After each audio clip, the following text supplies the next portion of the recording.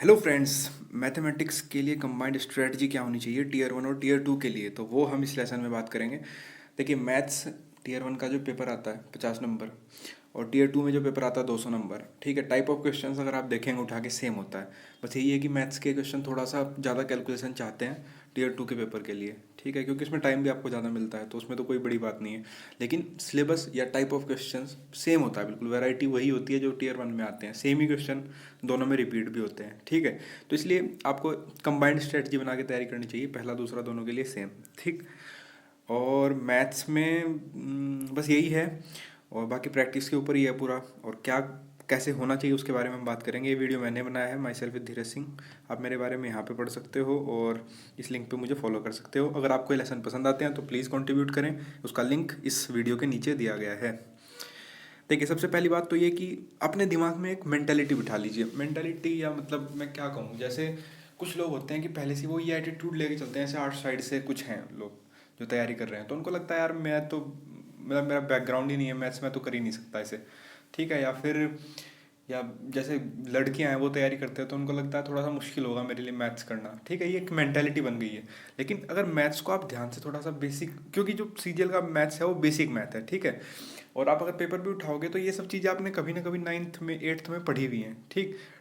Time and work, profit and loss, ये सब क्या है, इन सब में हायर मैथमेटिक्स या आपका बैकग्राउंड मैथमेटिक्स होने की जरूरत नहीं है।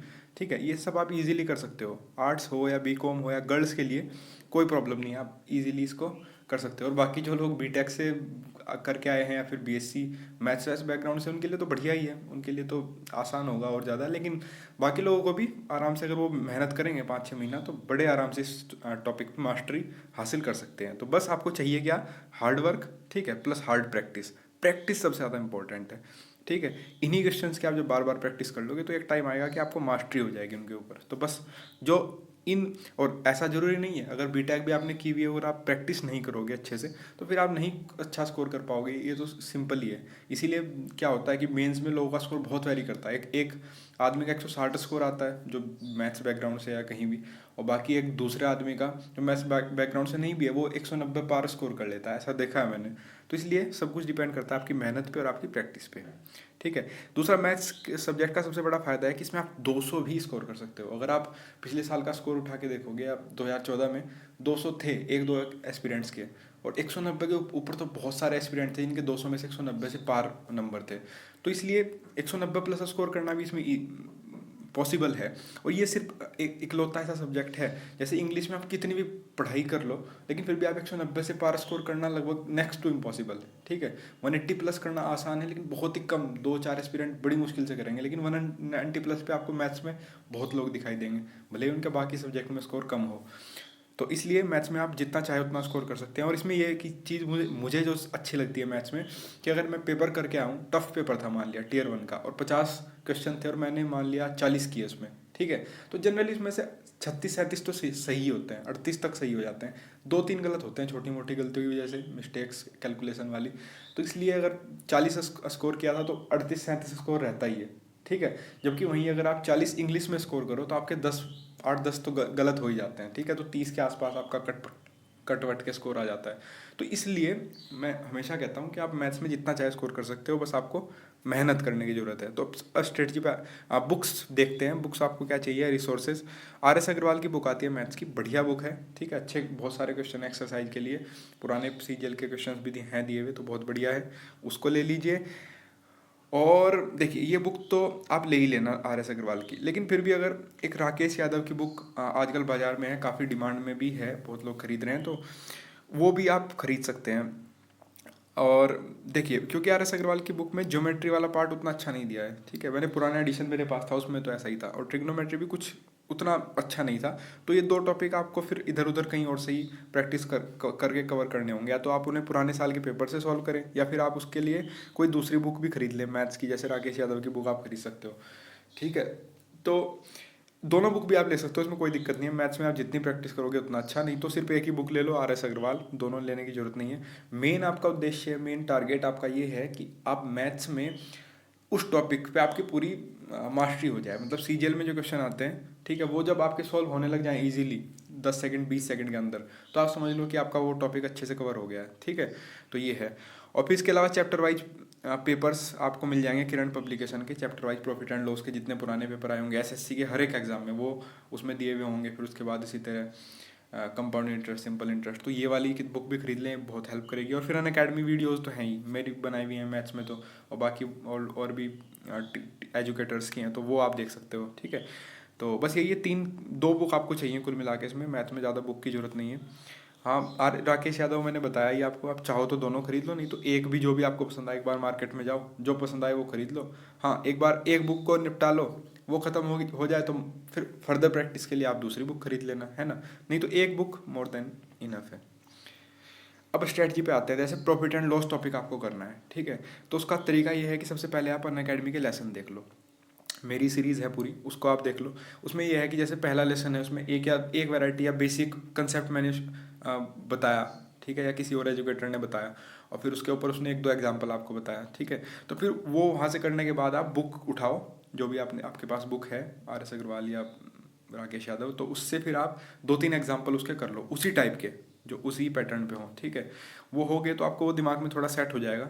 उसके बाद फिर दूसरा कंसेप्ट आप वीडियो से देख लो, दूसरी वीडियो से, और फिर उसके बेस पे 2-3 एग्जाम्पल, फिर तीसरा कंसेप्ट वीडियो से, फिर 2-3 एग्जाम्पल, तो 5-6 कंसेप्ट ऐसे ही एक प्रॉफिट एंड लॉस के चैप्टर में होंगे, कोई डिस्काउंट वाला, कहीं पे प्रॉफिट वाली बात होगी, तो वो सब इस तरह से करके, और फिर 3-4 एग्जाम्पल जब आप उसी टाइप के कर लोगे तो वो कंसेप्ट आपको क्लियर हो जाएगा। इस तरह आपको पूरी सीरीज़ ख़त्म करनी है। पूरी सीरीज़ आप लेसन अन अकेडमी पे देखोगे और उसके एग्जाम्पल बुक से कर लोगे, ठीक है। तो इस तरह से आपका वो चैप्टर, वो सीरीज़ खत्म हो जाएगी। बस वो जब हो जाए, सारे कंसेप्ट आपके हाथ में, अब आपको प्रैक्टिस शुरू करनी है बुक से, ठीक है। और बुक में क्या, RS अग्रवाल या जो भी राकेश यादव, उससे आप जितने भी क्वेश्चन हैं एक्सरसाइज के वो कर लो, वो खत्म हो जाए। उसके बाद आप पेपर्स पे जाओ, उस टॉपिक के जितने भी पेपर्स आपके पास बुक है ही, उससे आप सारे क्वेश्चन सॉल्व कर लो, ठीक है। तो इस तरह से करके आपका होलिस्टिकली कवर हो जाएगा पूरा चैप्टर, ठीक। और एक बार चैप्टर आपका सीजीएल के लिहाज से पूरा हो गया, पुराने पेपर आपने कर लिए, तो बस वो अब आपकी उसमें मास्टरी होगी। अब आप जब आगे कभी सिलेबस खत्म होने के बाद मॉक टेस्ट की प्रैक्टिस करेंगे, तो फिर आपको ये बहुत आसान हो जाएगा, आपकी बढ़िया स्पीड भी आ जाएगी इसमें। तो इस तरह से आपको करना है, कंसेप्ट अच्छे से क्लियर करें, कंसेप्ट पे ध्यान दें हमेशा, ठीक है। रटना नहीं, समझने पे ध्यान दो। मैथ्स का हर एक फॉर्मूला तक आप बिना याद करे काम चला सकते हैं, सिर्फ आपको कंसेप्ट पता होना चाहिए कि वो फॉर्मूला कैसे आया था, ठीक है। तो ये है, और इस तरह से सिलेबस आपको खत्म करने में 3 से 6 महीने लगेंगे, क्योंकि ज़्यादा टॉपिक है नहीं मैथ्स में, 22-23 के आसपास टॉपिक हैं total, profit and loss, compound interest और वो सब मिला के। तो 3 से 6 महीने, depending on your personal capability, you will complete maths.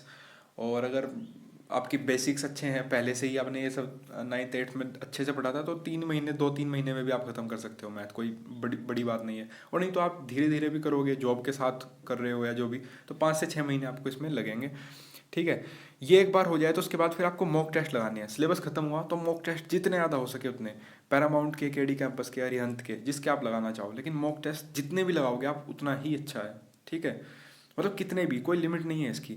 और दूसरा, मैथ्स को आप अपना बॉयफ्रेंड या गर्लफ्रेंड बना लो, मतलब जब आप सब्जेक्ट को प्यार करना शुरू करेंगे, है ना, उससे एक तरीके से घुल मिल जाएंगे अच्छे से, तभी जाके आपका स्कोर बढ़िया हो पाएगा, और बहुत अच्छा हो पाएगा। मतलब बात ये है, 200 तक के लेवल पे अगर आपको जाना है तो आपको ये तो तीसरा स्टेप जो है, मेक मैथ्स योर BF और GF, ये तो आपको करना ही होगा, ठीक है। और फिर प्रैक्टिस प्रैक्टिस एंड प्रैक्टिस, ये तो है ही, ठीक है। कहीं से भी आपको सोर्स मिले, कहीं भी आपको मैथ का सवाल दिखा, आपने लगाना शुरू कर दिया, फेसबुक पे आप कहीं किसी SSC ग्रुप से जुड़े हुए हैं, वहाँ आपको मैथ्स का सवाल दिखा, तो आपने सॉल्व करना शुरू कर दिया। Source doesn't matter, you have to practise a lot, that is important, ठीक है। तो इस तरह से करके आपको मैथ्स पूरा कवर करना है, मैं क्या बताऊँ अब, ठीक है। तो इस तरह से हो गया। और बाकी हाँ, रिवीजन बहुत इंपॉर्टेंट है। जैसे एक टॉपिक आपका खत्म हो गया प्रॉफिट एंड लॉस, फिर आप दूसरे टॉपिक पे चले गए, तो पीछे आके उसे रिवाइज भी करते रहे, उसके जो मेन फॉर्मूले थे, या कंपाउंड इंटरेस्ट में इंस्टॉलमेंट की के सवाल हुए, तो वो सब दिमाग से निकल जाते हैं। अगर काफ़ी थोड़ा टाइम तक आप नहीं देखेंगे, तो रिवीजन भी इंपॉर्टेंट है, रिवीजन चलता रहे, और प्लस प्रैक्टिस तो आपकी जारी रहेगी ही।